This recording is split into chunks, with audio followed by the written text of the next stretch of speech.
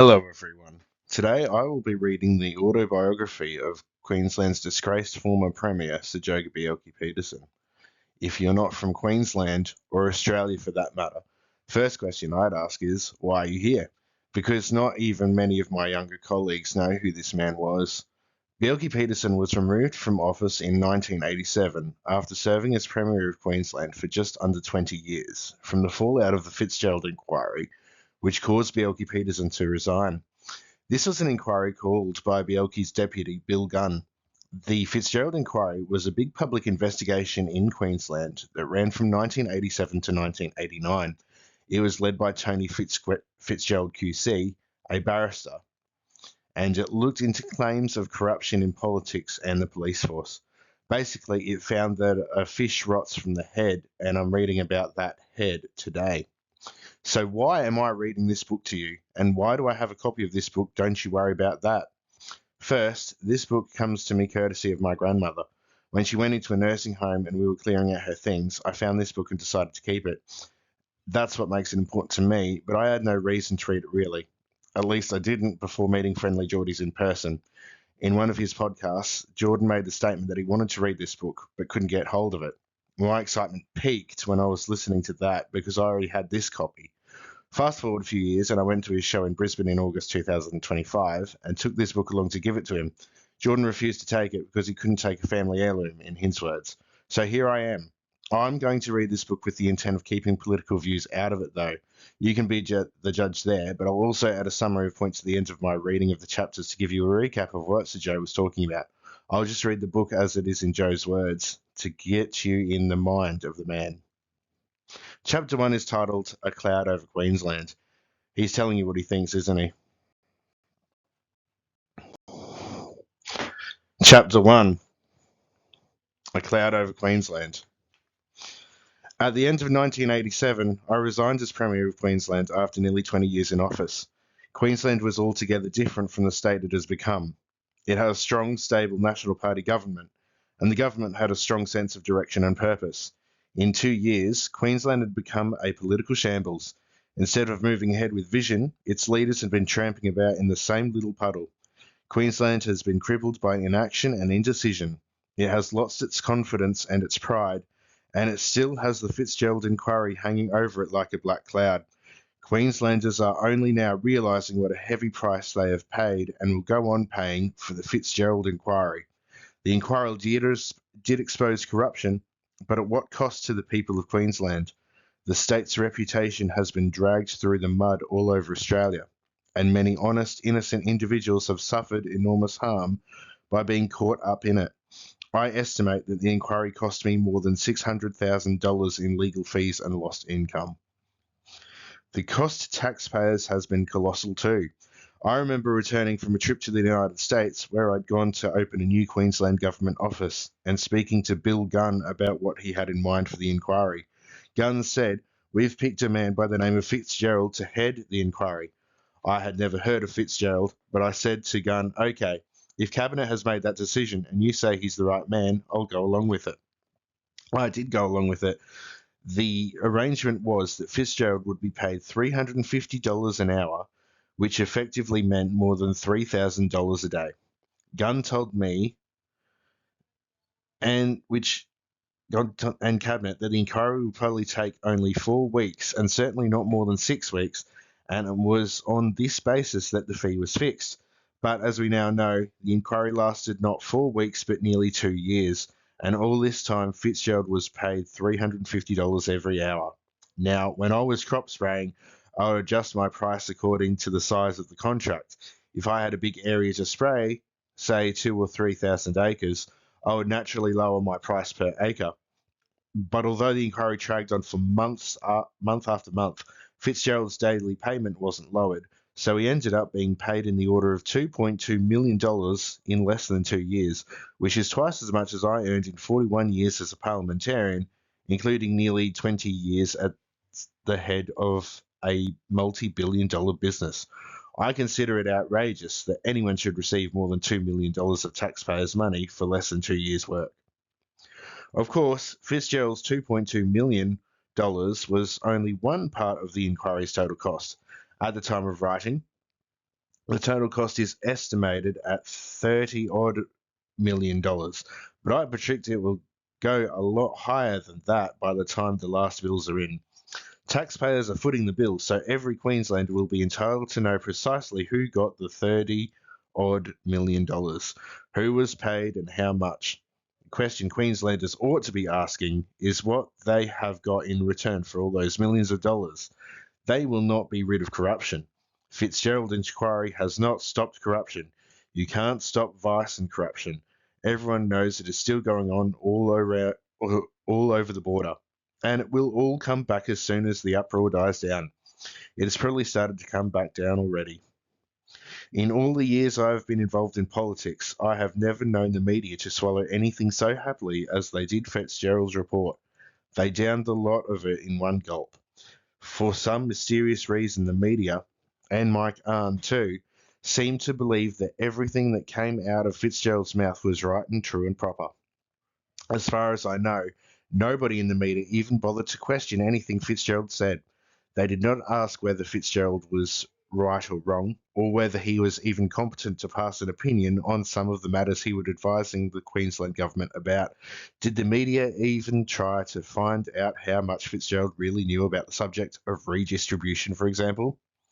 Did they ask if he had ever travelled about the west and north of the state, finding out from the people who live in those remote areas what their problems were and what kind of parliamentary representation they needed?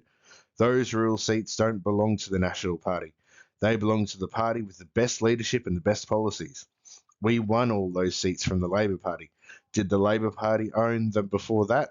Of course not. So for Fitzgerald to say, as he did, that you cannot have honesty in government without an honest redistribution is, in my opinion, a load of hogwash. Does Fitzgerald believe that the 40 years Labor held those seats in Queensland had a dishonest government? From all that Fitzgerald has had to say on the subject, it is quite clear to me that he doesn't have a clue about redistribution. From the way he spoke to me about the funding of political parties while I was a witness at the inquiry, I could tell he did not have a clue about that subject either. I don't blame him for that. He is a city lawyer with little experience of policies. The question is, though, why should a man be able to tell a government what to do? They talked about me being a one-man band, but I had nothing on Fitzgerald, and I was voted into office.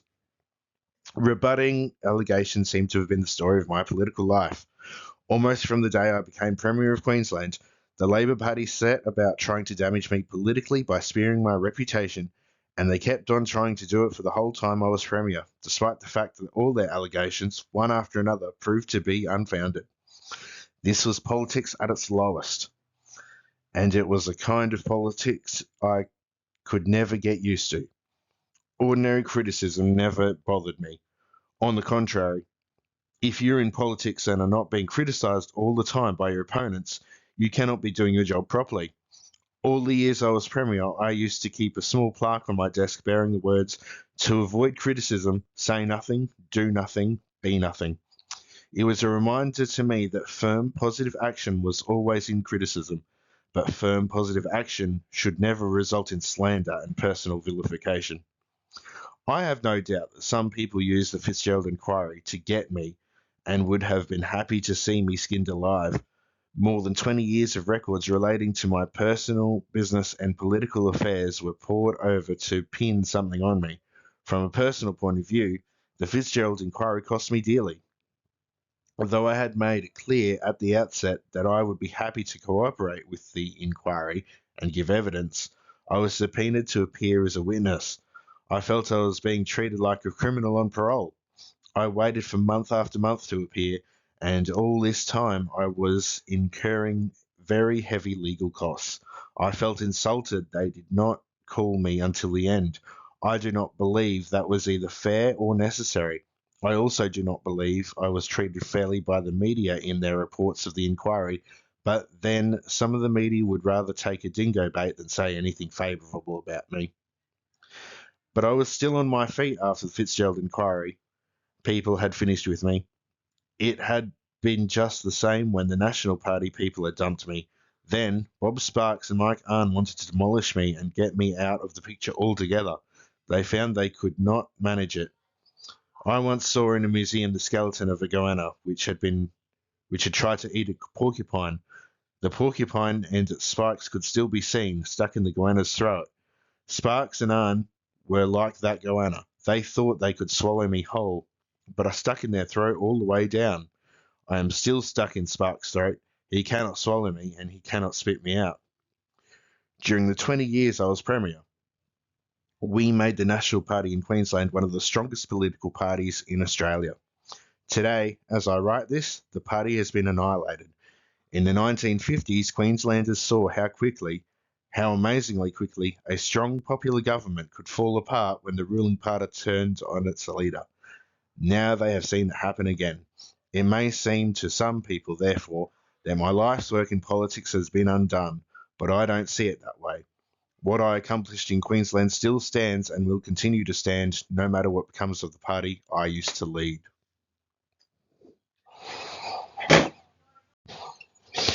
Right, first of all, here's a summary of A Cloud Over Queensland. So point number one. So Joh Bjelke-Petersen believed that Queensland was corrupt. He was concerned about the effect of citizens' pride in the state, which would be contradictory. If you want to have pride in your state, you don't want corruption. He states that the Fitzgerald inquiry personally cost him $600,000 as well. And the only thing that made me think is, how did he get that money? I've got no problem with him being a businessman, but businesses are there to make money. And was he just trying to make more money? And do we see politicians doing that sort of thing today? Yes, we do, especially if they're in government. We also have the cost of Fitzgerald. So he has no issue in paying Fitzgerald for that to do the job. He's just got issue in how long it took him to do it. So, and obviously the problem here is that the roots of corruption must have gone deep in the 20 years that Fitzgerald was looking for corruption. And that's just the 20 years that Bjelke-Petersen was in charge, of course. No doubt that there was corruption in Queensland government before then. So remembering that Joh Bjelke-Petersen became Premier in 1968, surely there was corruption previous to this. He also claims that the media were not critical of the Fitzgerald Inquiry's report.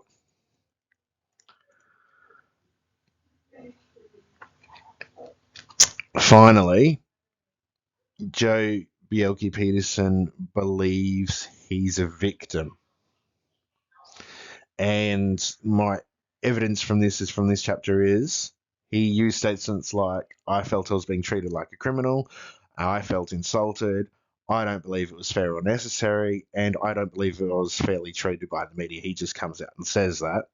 And his language suggests, which is his purpose for writing the book really, that it's an attempt to elicit sympathy or to rally a political base. He's framing himself as being unfairly treated.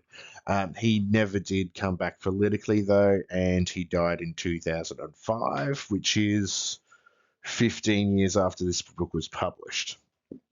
So that's that. Just heads up.